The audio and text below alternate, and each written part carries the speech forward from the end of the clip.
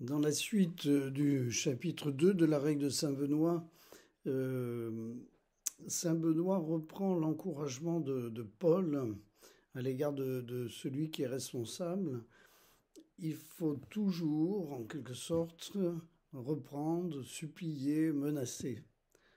C'est ce qui est dit donc par Saint Paul, reprend, supplie, menace. Et il y a là comme un encouragement à être constamment éveillé dans la manière d'accompagner le groupe. Ça vaut pour tout responsable et tout groupe.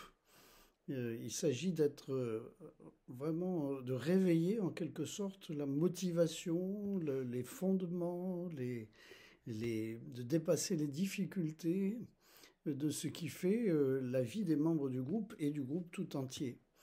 Et donc il y a comme une espèce de réactualisation permanente sans aucun repos, presque on pourrait dire, parce que ça concerne l'enseignement, ça concerne la vie de celui qui est responsable, ou de ceux qui sont responsables, ou de celles qui sont responsables, dans tous les détails.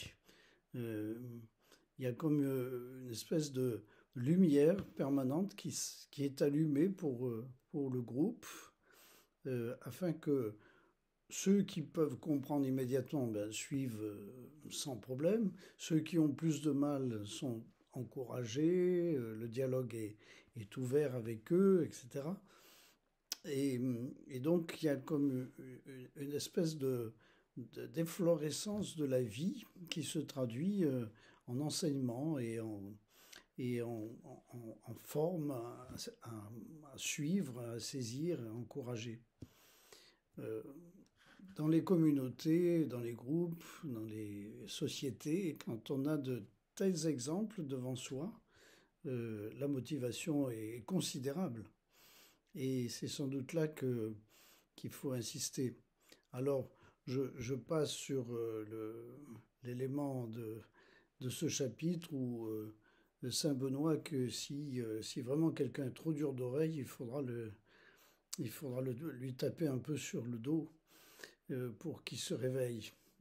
On connaît les méthodes zen où le maître vient frapper au bon endroit sur l'épaule, par exemple, pour réveiller son disciple. Bon, c'est de cet ordre, et il ne s'agit pas évidemment de pratiquer le châtiment corporel comme cela se faisait au VIe siècle.